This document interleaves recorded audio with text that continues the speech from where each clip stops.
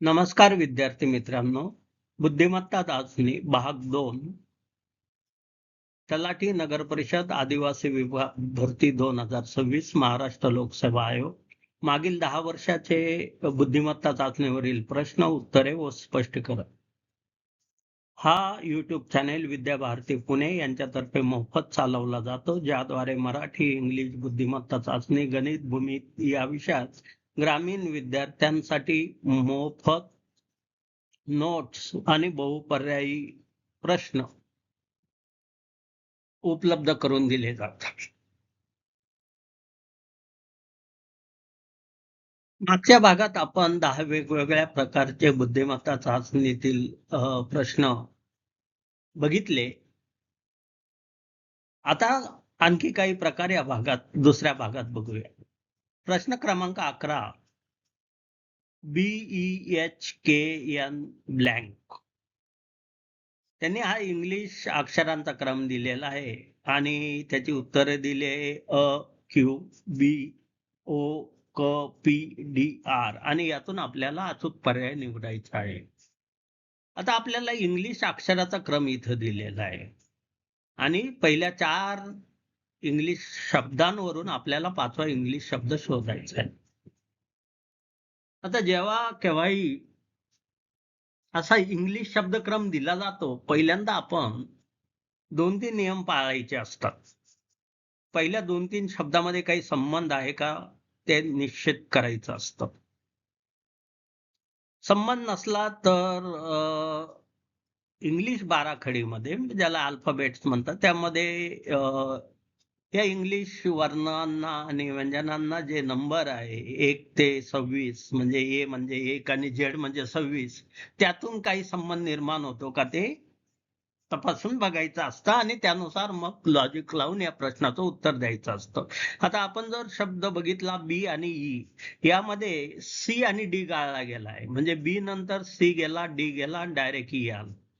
E आणि H मध्ये F गेला जी गेला आणि एच आला. एच आणि के मध्ये आय गेला जे गेला आणि के आला.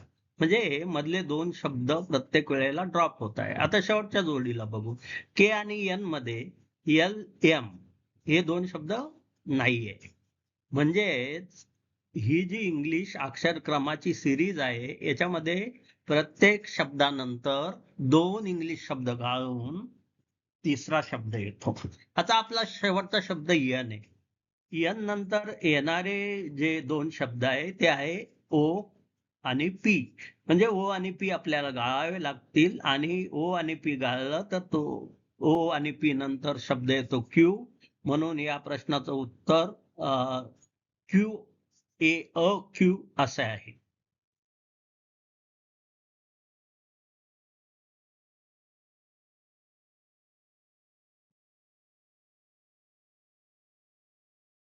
प्रश्न क्रमांक 12 हा एक नेहमी येणारा प्रकार आहे. यामध्ये शब्द एकत्र करून दिलेले असतात आणि त्यावरून आपल्याला पुढचा शब्दक्रम शब्दसमूहाचा क्रम ओळखायचा असतो. इथं या प्रश्नामध्ये त्यांनी ACE हा पहिला शब्द दिला आहे. FHJ हा दुसरा शब्द दिला आहे. KMO हा तिसरा शब्द दिला आहे आणि चौथा ब्लँक शब्द आपल्याला शोधायचा आहे. इथं परत इंग्लिश वर्णमाला दिली आहे. आता या वर्णमालेत त्यांनी पहिला शब्द ACE केला आहे. जर काळजीपूर्वक आपण निरीक्षण केले तर AC या शब्दामध्ये ए नंतर बी सोडला सी आला, सी नंतर डी सोडला ई आला. म्हणजे ए नंतर बी सोडल्यावर सी, सी वरून डी सोडल्यावर ई. आता पुढचा अक्षर बघूया FHJ. एफ नंतर जी सोडला एच आला, एच नंतर आय सोडला जे आला. म्हणजे इथंही पहिल्या सी सारखाच क्रम आहे. आता तिचं अक्षर बघूया KMO. के नंतर एल सोडला एम आला, एम नंतर एन सोडला ओ आला. म्हणजे आपल्याला हे निश्चित झालं की एक एक शब्द मध्ये मध्ये त्यांनी सोडून दिलाय. पण आता हे कसं डिसाईड करायचं की ACFHJKMO हा पहिला शब्द आणि शेवटचा शब्द यामध्ये काही संबंध आहे का? आता तुम्ही जर पहिला शब्द बघितला ACE चा शेवटचा शब्द आहे चा पुढचा शब्द आहे एफ. त्या एफ शब्दाने दुसऱ्या शब्दाची सुरुवात होते. तसंच दुसरा शब्द जो FH आहे त्याचा पुढचा शब्द आहे के. त्यामुळे तिसऱ्या शब्दाची सुरुवात के ने होते. हेच जर लॉजिक आपण लावलं तर चा शेवटचा शब्द आहे ओ, म्हणून चौथ्या शब्दाचा पहिलं अक्षर जे असेल ते पी होईल. म्हणजे आपण आता पी अक्षर निश्चित केलं. आता पहिला नियम काय होता की एक अक्षर गाळायचं. तर पी नंतर येतो क्यू गाळा तर त्यानंतर येतो आर, म्हणून पी आर. ओके. आणि त्यानंतर शेवटचा शब्द येईल एस, म्हणून या शब्दाचा अचूक उत्तर आहे PRS. पर्याय आहे. म्हणजे प्रत्येक गटात एक अक्षर सोडून क्रम आहे आणि त्या पहिल्या आणि शेवटच्या अक्षराच्या क्रमानुसार तुम्हाला उत्तर शोधावं लागणार आहे. प्रश्न क्रमांक 13 हा अतिशय सोपा आणि नेहमी येणारा प्रश्न आहे. यामध्ये आपल्याला पहिलं अक्षर ABCD 4 वर्णांचं मिळून दिलं आहे. त्याच्यासमोर त्यांनी DCBA दिलेलं आहे आणि त्यानंतर त्यांनी MNOP दिलेलं आहे आणि पुढे क्वेश्चन मार्क दिलेला आहे. तर तुम्ही जर निरीक्षण केलं की पहिला शब्द ABCD आहे आणि त्याच्या समोरचा शब्द उलटा आलेला आहे, म्हणजे DCBA.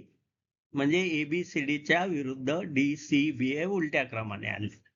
मग MNOP चं जर आपण उलट केलं तर येईल PONM. म्हणजे इथं उत्तर PONM हे अपेक्षित आहे. हा अगदी सोपा प्रकार आहे, परंतु गेल्या 10 वर्षात 3 वेळा आलेला आहे. तेव्हा हा प्रकार लक्षात ठेवा. प्रश्न क्रमांक 14.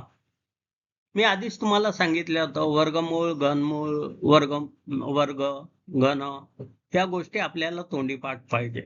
हा नेहमी येणारा प्रश्न जो 5 वेळा रिपीट झालेला आहे गेल्या 10 वर्षात.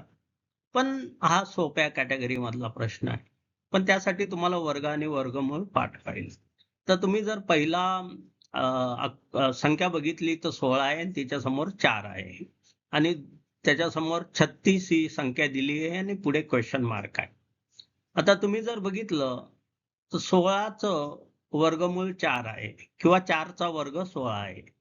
तसंच मग 36चं बघितलं तर 36चं वर्गमूळ 6 आहे किंवा 6चा वर्ग 36 आहे. त्यामुळे साहजिकच या प्रश्नाचं उत्तर 6, पर्याय क्रमांक 6 असा आहे. या टाईपचा प्रश्न अतिशय सोपा असतो, त्यामुळे आपण वर्ग आणि वर्गमूळ कमीत कमी 20 पर्यंत तरी पाठ करून ठेवा. प्रश्न क्रमांक 15 हा थोडा वेगळ्या टाईपचा प्रश्न आहे, परंतु कृपया लक्ष देऊन या प्रश्नाची उकल समजून घ्या. प्रश्न आहे एका कोडमध्ये CAT इक्वल टू 3120 तर DOG इक्वल टू व्हॉट? आणि पर्याय दिले आहे 4157, 41522, 41523, 4715. अशा प्रश्नासाठी आपल्याला ना इंग्लिश अल्फाबेट्स आणि त्यांचा क्रमांक माहित पाहिजे. म्हणजे ए हा 1 नंबरला आहे तर झेड हा 26 नंबरला आहे. आता पहिला कोड आपल्याला दिला आहे CAT. त्यामध्ये C हे AB नंतरचं तिसरं अक्षर आहे. C हे तिसरं अक्षर आहे. ए हे पहिलं अक्षर आहे आणि टी हे अल्फाबेटमध्ये 20व्या नंबरमध्ये आहे. तर C3, A1 आणि T20 म्हणून CAT ला 3120 आलेलं आहे.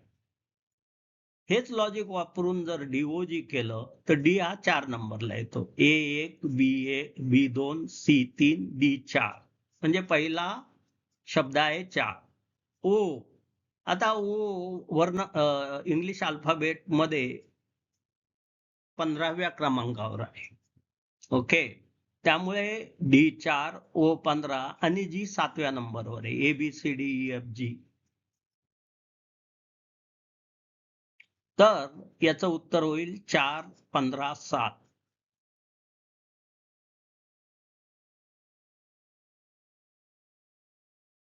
प्रश्न क्रमांक 16 एक संख्या सिरीज दिलेली आहे 25, 36, 48, 64, 100 यामधली कोणती संख्या वेगळी आहे. यांनी पुढची संख्या नाही विचारली, या 5 दिलेल्या संख्यांपैकी कोणती संख्या वेगळी आहे.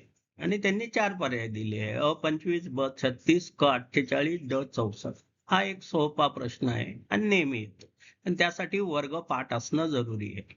इथं जर आपण बघितलं 25 हा 5चा वर्ग आहे, 36 हा 6चा वर्ग आहे, 64 हा 8चा वर्ग आहे, 100 हा 10चा वर्ग आहे.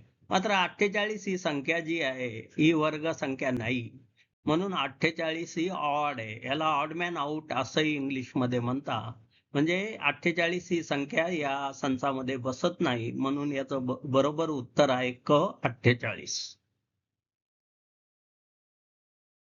प्रश्न क्रमांक 17 यामध्ये त्यांनी संख्या क्रम दिला आहे 1, 4, 13, 40, 121 आणि उत्तर दिले ए 242, बी 364, सी 365, डी 366. पहिल्या भागात आपण जे बेरीज वजाबाकी गुणाकार भागाकाराचे नियम बघितले हे या सिरीजला लागू होत नाही. हे मिश्र प्रकारचे प्रश्न विचारले जातात. आता यामध्ये त्यांनी जे लॉजिक वापरलंय ते असं आहे 1 गुणिले 3 आणि 3 अधिक 1 इक्वल टू 4. 4 गुणिले 3 अधिक 1 म्हणजे 12 अधिक 1 13. 13 गुणिले 3 अधिक 1 म्हणजे 39 अधिक 1 40. 40 गुणिले 3 120 अधिक 1 121. मग पुढचा नंबर काय असेल 121 गुणिले 3 अधिक 1. 121 गुणिले 3 म्हणजे 363 अधिक 1 म्हणजे 364. म्हणजे उत्तर आहे बी 364. मित्रांनो, नेहमी येणारा असाच एक प्रश्न संख्या क्रमामध्ये जो अतिशय सोपा असतो. इथं या प्रश्नामध्ये आपल्याला 1, 2, 6, 24, 120 आणि पुढे क्वेश्चन मार्क असा प्रश्न विचारला आहे.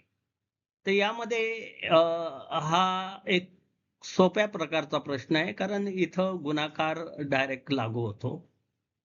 पहिली संख्या 1 आहे, त्याला 2 ने गुणलं तर 2 होतं. 2 ला 3 ने गुणलं तर 6 होतं. 6 ला 4 ने गुणलं तर 24 होतं. 24 ला 5 ने गुणलं तर 120 होतं. या लॉजिक नुसार 120 ला आपल्याला 6 ने गुणावं लागेल, म्हणजे 120 गुणिले 6 720. म्हणून बी 720 हा योग्य पर्याय आहे. विद्यार्थी मित्रांनो, सर्वच प्रश्न बुद्धिमत्ता चाचणीतले अगदी सोपे नसतात. काही काही प्रश्न थोडेसे कठीण असतात. त्यातला एक प्रकार आपण आता बघूया.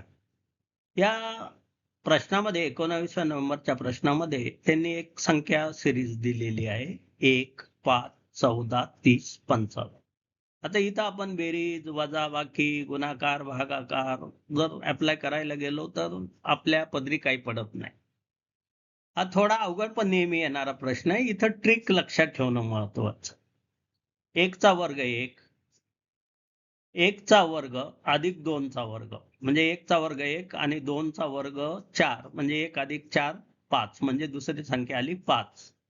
तेच लॉजिक वाचून 1 चा वर्ग अधिक 2 चा वर्ग अधिक 3 चा वर्ग म्हणजे 1 चा वर्ग 1, 2 चा वर्ग 4, 3 चा वर्ग 9 म्हणजे 1 अधिक 4 अधिक 9 14 म्हणजे 14 ही संख्या आली आहे.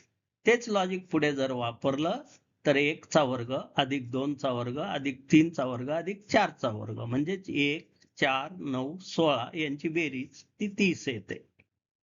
आता मग पुढच्या संख्येसाठी आपल्याला आता पुढच्या संख्येचा वर्ग ऍड करावा लागणार. 1 चा वर्ग, 2 चा वर्ग, 3 चा वर्ग, 4 चा वर्ग आणि 5 चा वर्ग म्हणजे 1 अधिक 4 अधिक 9 अधिक 16 अधिक 25 55. म्हणजेच आपली सिरीज बरोबर आहे. मग याप्रमाणे आता या सिरीज प्रमाणे आपल्याला पुढच्या याच्यामध्ये 6 चा वर्ग ऍड करावा लागेल. मग 1 चा वर्ग अधिक 2 चा वर्ग अधिक 3 चा वर्ग अधिक 4 चा वर्ग अधिक 5 चा वर्ग अधिक 6 चा वर्ग म्हणजे 1 अधिक 4 अधिक 9 अधिक 16 अधिक 25 अधिक 36 यांची बेरीज 91 येतो. म्हणजे यातलं बरोबर उत्तर सी 91 आहे.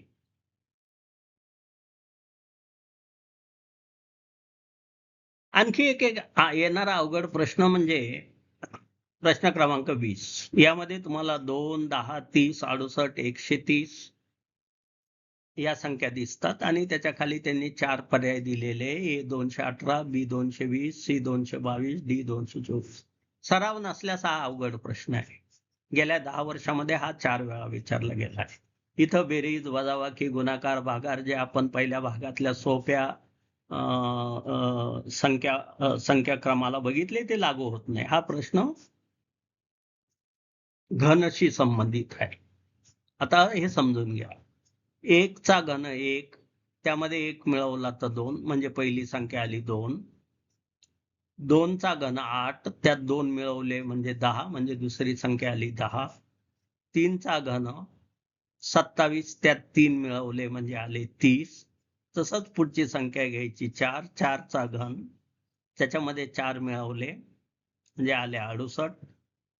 5 चा घन 125, त्यामध्ये 5 मिळवले 130. मग याच सिरीजने आपण आता 5 चा घन बघितला. मग आता आपण 6 चा घन घ्यायचा आणि त्यात 6 ऍड करायचे. 6 चा घन ला 6 ऍड केले तर उत्तर येतं 222. म्हणून बरोबर उत्तर आहे 222. हा प्रश्न अवघड कॅटेगरी मधला आहे, त्यामुळे हा लक्षात ठेवणं जरुरीचं आहे.